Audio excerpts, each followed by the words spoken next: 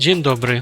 Dzisiaj razem zrobimy jeden z klasycznych trawertynów. Mamy już wcześniej zagruntowaną próbkę. Do wykonania tego efektu zastosujemy tynk dwóch rodzajów grubości.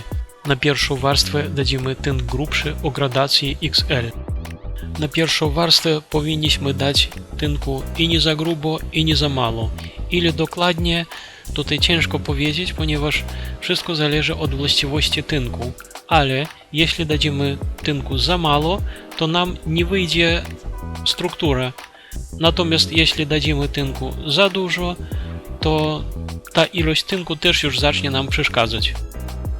A teraz zrobimy strukturę, która później nam pozwoli stworzyć głębię w naszym trawertynie. Podczas robienia tej struktury trzeba śledzić, żeby nie zostawało nam śladów po naszym narzędziu. Struktura powinna wyjść równomierna. Pierwsza warstwa, która jest odpowiedzialna za głębokość naszego trawertynu, już jest sucha i teraz będziemy nakładali drugą warstwę, na której będziemy tworzyli rysunek trawertynu. Na drugą warstwę zastosujemy tynk z mniejszą gradacją ziarna, który pozwoli nam stworzyć powierzchnię bardziej gładką. Ale jeśli tynk drugiej warstwy będzie za cienki odnośnie tynku pierwszej warstwy, to on nie zdąży wypełnić struktury pierwszej warstwy i powierzchnia nam zostanie ziarnista. Jeśli wykonawca z jakiegoś powodu nie czuje pewności, to rysunek na drugiej warstwie można od początku zrobić bardziej rzadki, a później jego stopniowo, krok po kroku zagęszczać.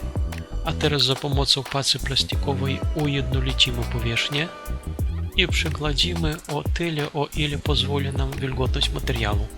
Materiał już jest suchy, powierzchnia gładka i teraz musimy nasz efekt zaimpregnować.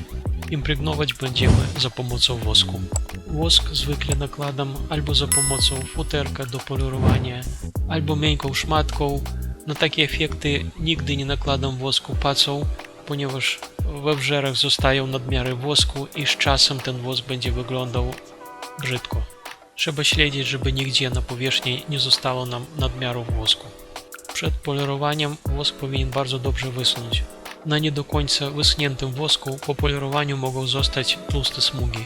Jeśli mam taką głębszą strukturę, to zwykle poleruję za pomocą futerka polerskiego. Dziękuję bardzo za uwagę.